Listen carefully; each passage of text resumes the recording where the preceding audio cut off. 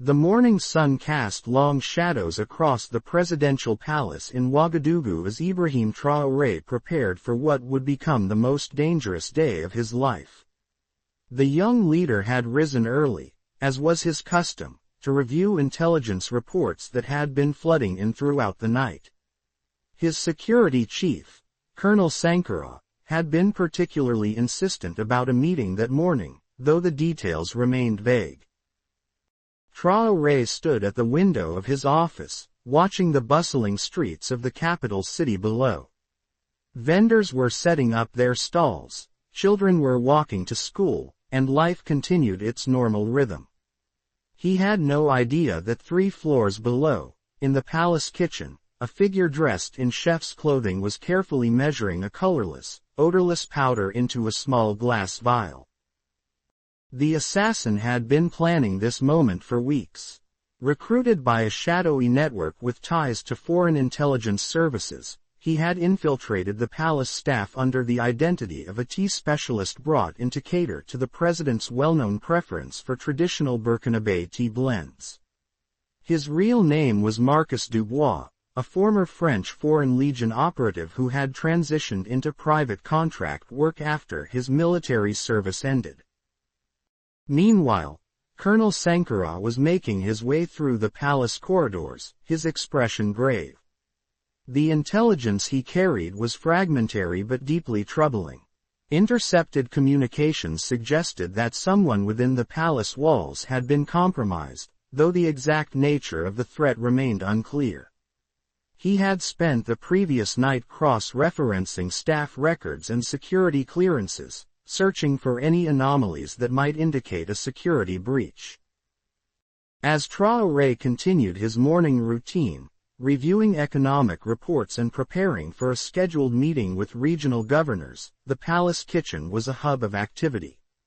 The morning shift had arrived, and preparations for the day's meals were underway. Dubois moved with practiced efficiency, his movements calculated and precise. He had studied the president's daily routine extensively and knew that Traoré always requested his traditional tea service at exactly 9:30 each morning. The tea ceremony was more than just a beverage break for Traoré. It was a moment of reflection, a brief pause in his demanding schedule where he could collect his thoughts and prepare for the challenges ahead. This ritual had become well known among the palace staff, a predictable element in an otherwise unpredictable world of political leadership. What happened next would later be described by security experts as a perfect storm of timing and circumstance. As Dubois prepared the tea service, adding the poison to the specific cup that would be served to the president, Colonel Sankara was finally putting together the pieces of intelligence that had been troubling him. A pattern had emerged from the communications intercepts, pointing to an imminent threat against the president's life. The poison Dubois had chosen was sophisticated, designed to mimic the symptoms of a heart attack. In a man of Traoré's age and the stress of his position, such a death would appear natural to most observers. The substance was nearly undetectable in standard toxicology screens and would work quickly once ingested. Dubois had been assured by his handlers that this would be a clean operation, leaving no trace of foreign involvement. Traoré's personal secretary knocked on his office door at exactly 9:25, as she did every morning. She announced that his tea service was ready and that Colonel Sankara was requesting an urgent meeting. The president nodded, finishing his review of an agriculture report before standing and straightening his traditional woven shirt. He had no way of knowing that these simple actions were being observed through high-powered binoculars from a building across the street. The surveillance team had been in position since dawn, ready to confirm the success of the operation. They were part of a larger network that had been tracking Traoré's movements for months, looking for the perfect opportunity to eliminate what they saw as a growing threat to their interests in the region. The young president's anti-colonial rhetoric and push for economic independence had made him numerous enemies among those who profited from the existing power structures. Colonel Sankara arrived at the president's office just as the tea service was being wheeled in. The colonel's trained eye immediately assessed the room, noting the positions of the security personnel and scanning for any unusual details. His instincts, honed by years of military service and intelligence work, were telling him that something was not right, though he could not yet identify the specific threat. The tea service was arranged on a small table near the window, where Traoré preferred to sit during his morning reflection. The ornate silver tray held 3 cups, as was customary, though the president rarely had guests during this particular ritual. The extra cups were simply part of the traditional service that had been maintained for decades within the palace protocol. Dubois had positioned himself strategically in the hallway outside the office, ostensibly organizing other catering duties but actually waiting to observe the results of his work. He had been told that the poison would take effect within minutes of consumption, and he needed to be ready to communicate the success of the mission to his handlers. His escape route had been carefully planned, with a motorcycle waiting in a predetermined location and false identification documents prepared for his journey out of the country. Traoré moved toward the tea service, his mind still focused on the economic challenges facing his nation. He had been working on plans to reduce dependency on foreign imports and strengthen domestic agriculture, initiatives that had drawn criticism from international financial institutions. As he reached for his customary cup, Colonel Sankara stepped forward with an urgency that immediately caught the president's attention. The colonel's voice was low but insistent as he began to speak about the intelligence concerns that had kept him awake throughout the night. He spoke of intercepted communications, suspicious patterns in staff behavior, and a growing conviction that the president was in immediate danger. Traoré paused, his hand hovering over the teacup, as he listened to the details of what Sankara had discovered. Meanwhile, the surveillance team across the street was growing impatient. Their instructions were to wait for confirmation of the president's death before initiating the next phase of their operation, which involved creating chaos and confusion to mask their extraction of key assets from the country. The longer they waited, the greater the risk of exposure. What happened next changed everything.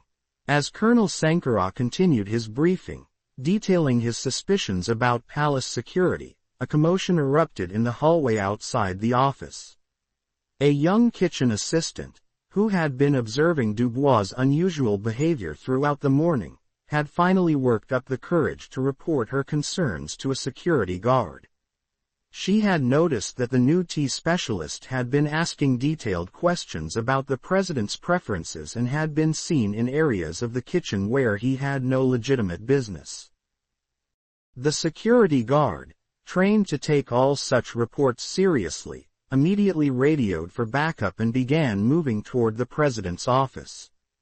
This sudden activity in the security network triggered protocols that had been established specifically to protect against assassination attempts.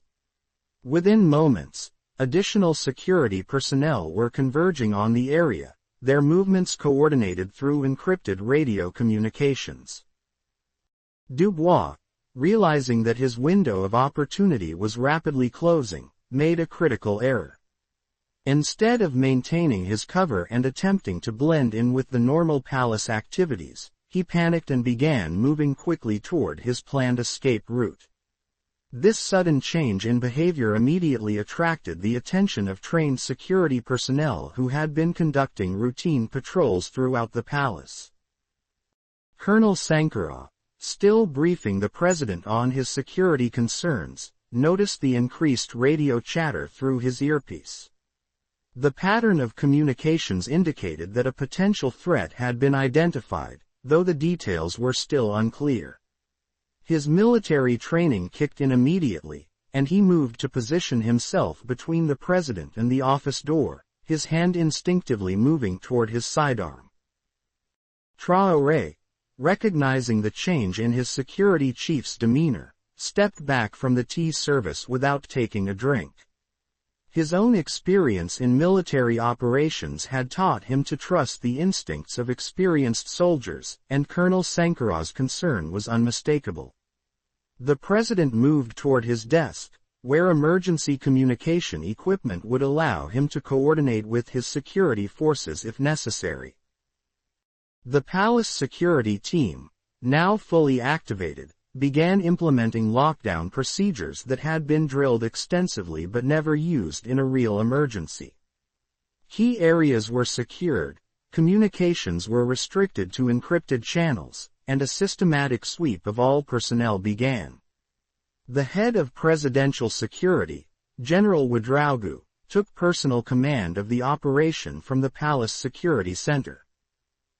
Meanwhile, Dubois found his escape route blocked by security personnel who had been strategically positioned throughout the palace. His training told him that his best option was to continue playing his role as a kitchen staff member, but his nervous behavior and attempts to avoid security checkpoints had already marked him as a person of interest. The net was closing rapidly around him.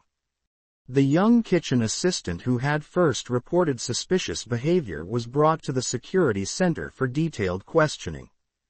Her observations, initially dismissed as workplace gossip, were now being treated as critical intelligence. She described how the new tea specialist had asked specific questions about timing, had been seen studying palace layouts, and had shown unusual interest in the president's daily routines. What she revealed next sent shockwaves through the security command center. She had observed Dubois adding something to one of the teacups, something that he had retrieved from a small vial concealed in his clothing. The implications were immediately clear to the experienced security professionals who were coordinating the response. An assassination attempt was not just possible but appeared to be already in progress. General Ouedraogo immediately ordered that all food and beverage services to the president be suspended and that the tea service currently in the president's office be treated as potentially contaminated. Specialized personnel trained in handling biological and chemical threats were dispatched to secure the evidence and begin immediate analysis of the substances involved. Colonel Sankarah received this information through his encrypted earpiece and immediately moved to prevent the president from consuming anything from the tea service. His explanation to Traoré was brief but comprehensive, outlining the threat that had been identified and the immediate steps being taken to ensure the president's safety. The gravity of the situation was immediately apparent to both men. The palace laboratory, equipped with advanced chemical analysis equipment due to previous security concerns, began immediate testing of the tea that had been prepared for the president.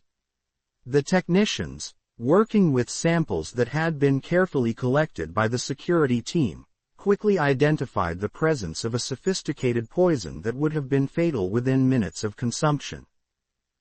Meanwhile, the search for Dubois had intensified throughout the palace complex. Security teams, now knowing they were looking for an active assassin rather than simply investigating suspicious behavior, cordoned off potential escape routes and began a systematic search of every room and corridor. The palace, designed with security in mind, had limited exit points that could be effectively monitored. Dubois, realizing that his mission had failed and that his cover was blown, made a desperate attempt to reach an emergency extraction point that had been established by his handlers. This involved accessing a service tunnel that connected to the palace's underground infrastructure, a route that he had studied extensively during his preparation for the mission. However, the palace security team had anticipated this possibility. The underground areas had been among the first to be secured when the lockdown procedures were initiated, and Dubois found himself trapped in a maze of tunnels with security forces closing in from multiple directions. His training had prepared him for many scenarios, but being hunted through familiar territory by professional security forces was not one of them. The surveillance team across the street, having observed the increased security activity around the palace, realized that their operation had been compromised. Their instructions in such situations were clear: eliminate all evidence of foreign involvement and extract immediately. They began implementing their emergency protocols, which included destroying sensitive equipment and preparing for rapid departure from the country. General Ouedraogo, coordinating the search efforts from the security center, received regular updates on the progress of the manhunt. The palace's security systems, including advanced surveillance cameras and motion detectors, were providing real-time information about the suspects' movements through the underground areas. It was clear that capture was imminent. What happened next demonstrated the professionalism and training of the Burkinabé security forces. Rather than simply pursuing Dubois with overwhelming force, they implemented a careful strategy designed to capture him alive for interrogation.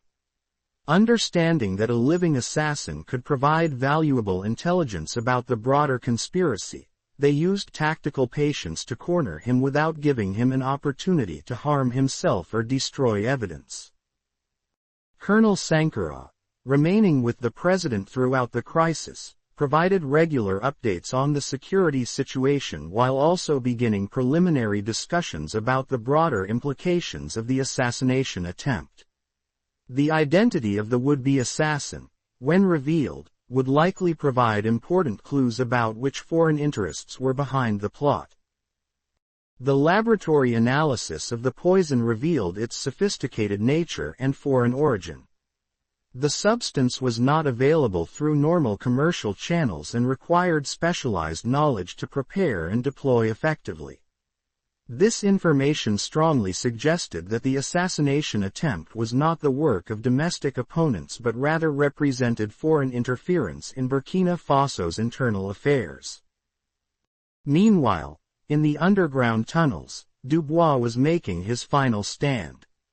Cornered by security forces and with no viable escape routes remaining, he attempted to destroy evidence that could link him to his foreign handlers.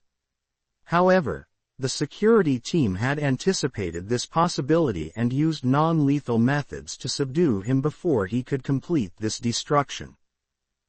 The capture of Dubois alive represented a significant intelligence victory for the Burkinabé security services. Under interrogation, he would potentially reveal details about the network that had recruited him, the foreign interests behind the assassination plot, and other planned operations against the government. His capture also sent a strong message to other potential threats that the palace security was both competent and vigilant. President Traoré, now secure in a protected area of the palace, began considering the broader implications of the assassination attempt. The sophistication of the plot and the foreign origin of the poison suggested that his policies were having a significant impact on international interests, enough to warrant such an extreme response. This knowledge would inform his future decisions about security protocols and international relations. The failed assassination attempt also revealed the effectiveness of the security measures that had been put in place around the president. The combination of professional security personnel, trained palace staff, and advanced detection equipment had prevented what could have been a successful operation.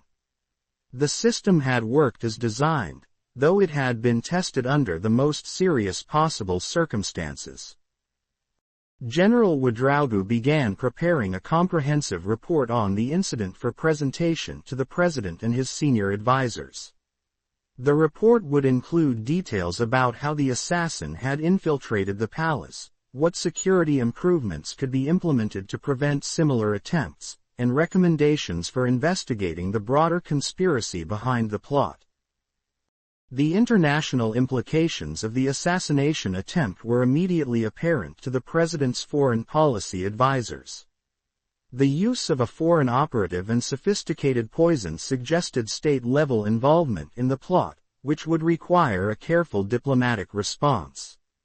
The evidence would need to be presented to international bodies and allied nations to demonstrate the serious nature of the threats facing Burkina Faso's sovereignty. Meanwhile, the surveillance team that had been monitoring the palace from across the street was attempting to execute their emergency extraction procedures. However, their activities had not gone unnoticed by Burkinabe intelligence services, who had been conducting their own surveillance of potential security threats in the area around the palace. The kitchen assistant whose observations had helped expose the plot was recognized for her courage and vigilance. Her willingness to report suspicious behavior, despite the potential risks to her own position, had directly contributed to saving the president's life. She represented the kind of citizen awareness that was essential for maintaining security in a democracy under threat. Colonel Sankara, reflecting on the morning's events, realized how close they had come to a national catastrophe. The death of President Traoré would have created massive political instability and potentially opened the door for foreign intervention in Burkina Faso's affairs. The failed assassination attempt had actually strengthened the government's position by exposing the nature of the threats it faced. The poison analysis revealed additional disturbing information about the sophistication of the plot. The substance had been designed not just to kill, but to do so in a way that would be difficult to detect in a standard autopsy. This suggested that the conspirators had planned not just an assassination, but a cover-up that would hide their involvement in the president's death. President Traoré, now fully briefed on all aspects of the assassination attempt, began planning his response. The incident had demonstrated both the serious nature of the threats facing his administration and the effectiveness of his security apparatus in dealing with those threats. His public response would need to balance transparency with security concerns while sending a clear message to both domestic and foreign audiences. The interrogation of Dubois began immediately, conducted by experienced intelligence professionals who understood the importance of extracting actionable information quickly. The assassin's training had included resistance to interrogation, but the overwhelming evidence against him and the failure of his mission created psychological pressure that skilled interrogators could exploit. What emerged from the initial questioning confirmed the worst fears of the security services. Dubois had been recruited by a network with clear ties to foreign intelligence services, though he claimed to know only his immediate handlers and not the ultimate source of his orders. The payment for the assassination had been substantial, suggesting that well-funded interests were behind the plot. The broader security review that followed the assassination attempt revealed other potential vulnerabilities in the palace's defenses. While the existing systems had proven effective in this instance, General Ouedraogo recommended additional measures to strengthen protection against future threats. These included enhanced background checks for all personnel, improved chemical detection capabilities, and expanded surveillance of the areas surrounding the palace. Meanwhile, news of the assassination attempt began to spread through government circles, though official information was carefully controlled to prevent panic and to protect ongoing security investigations. Senior ministers and military commanders were briefed on the incident and the measures being taken to prevent future attempts. The failed plot also prompted a review of intelligence sharing with friendly nations. The sophistication of the assassination attempt suggested that better international cooperation might be needed to identify and counter similar threats in the future. President Traoré authorized his intelligence chief to reach out to trusted allies for assistance in investigating the broader conspiracy. Colonel Sankara, whose vigilance and quick thinking had been crucial in preventing the assassination, was recognized by the president for his exceptional service.